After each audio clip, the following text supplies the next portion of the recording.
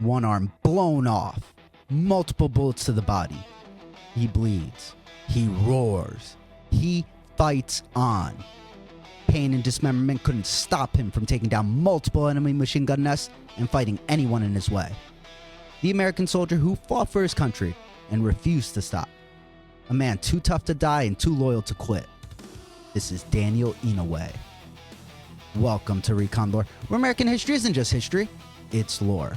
And we're bringing that America core with your daily dose of patriotic pride.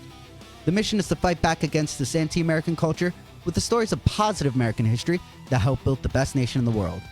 If you love America, join the movement by subscribing and like the video so we get as many of us together as fast as we can. Till our 250th anniversary of independence, this channel will be dropping a piece of American lore as much as possible.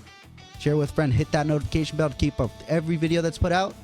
The more support the channel gets, the more videos of American guts and glory come your way. Daniel Inouye. Born in Honolulu, 1924. A second-generation Japanese American, his parents ran a small home, worked hard, and stayed humble. At 17, he was on track to be a doctor. He volunteered as a medical aide when Pearl Harbor was bombed, literally saving lives as Japanese planes screamed overhead. But the next day, everything changed. Because of his ancestry, Inouye went from local hero to suspected enemy. Japanese Americans were labeled enemy aliens. They couldn't enlist. They couldn't even hold certain jobs. This was the first time America had been attacked on its own soil, and their response rang through. Although history can be messy and sometimes painful, Inouye didn't hate his country for the treatment. He didn't radicalize against his nation. Inouye said later, "I saw the planes, the bombs, the dead, and I knew my loyalty would be questioned. I also knew I had to prove it." What a guy, man. He saw what was happening. He saw what was going on in America. He saw his treatment of himself and his own people, his own family. And rather than respond with hate, he responded with hard work, dedication, loyalty. My man strapped up. I love it. Ugh. So when the Army finally formed an all-Japanese American unit, the 442nd Regimental Combat Team, he didn't hesitate. He dropped medical school, signed up, trained like a man possessed. He later joked, "They took away my stethoscope, handed me a rifle, and said, 'Good luck.'" But the 442nd, they weren't just good. They became the most decorated unit in U.S. military history. And Daniel, he was about to write his own bloody chapter in it. The 442nd was thrown into some of the worst fighting in Europe. They fought uphill, outnumbered, and under constant artillery. Their motto? Go for broke. In October 1944, the 442nd rescued the Lost Battalion, a group of Texans from the 36th Infantry trapped behind Germany lines. Inouye's platoon fought for days through machine gun nests, mines, and artilleries to reach him.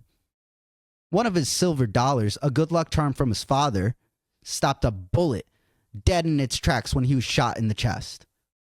A bullet stopped a coin. Talk about divine armor. When asked later, he said, "My father told me to always carry something of home."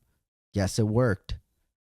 By the time they reached the trapped men, the 442nd had taken over 800 casualties, but they saved 227 Texans. The New York Times, back when it had some reputability, said it was one of the most gallant rescues of American military history. And as for Daniel Inouye, it was just a warm-up for his personal war in Italy's mountains the following year. April 21st, 1945, Italy. The Germans dug into a ridge near San Teresa. 3 machine gun nests, overlapping fields of fire. A death trap. Inouye's platoon was pinned down. He was a lieutenant now, battle-hardened, calm, the kind of leader soldiers trusted with their lives. He called out positions, then he stood. The first burst of fire ripped through the dirt near his feet. He didn't duck or run. He grabbed a grenade and charged. Bullets snapped by, and then crack, a rifle round slammed into his stomach. He staggered but didn't stop. He hurled the grenade into the nest. Boom. First gun down. The shockwave literally knocked him over. He pressed his hand to the wound, muttered, that's gonna hurt later, and moved on. He spotted the second machine gun nest, pulled another grenade, threw it, dead center hit. Germans scattered. And then came the third, the big one. He sprinted forward, grenade in hand, when the world exploded. A German soldier fired a rifle-mounted grenade. It hit Inouye's right arm and blew it off. He looked down and saw it hanging by its tendons. Grenade still clenched in his ruined hand. He later said, "I looked at that thing and thought, well, this is awkward." He pried the grenade out of his left hand, which was gripping it tight because of the muscles that were still contracting while it was hanging there. And he switched grips and threw it left-handed. His first left-handed throw of his life. And it was a direct hit. Last net, gone.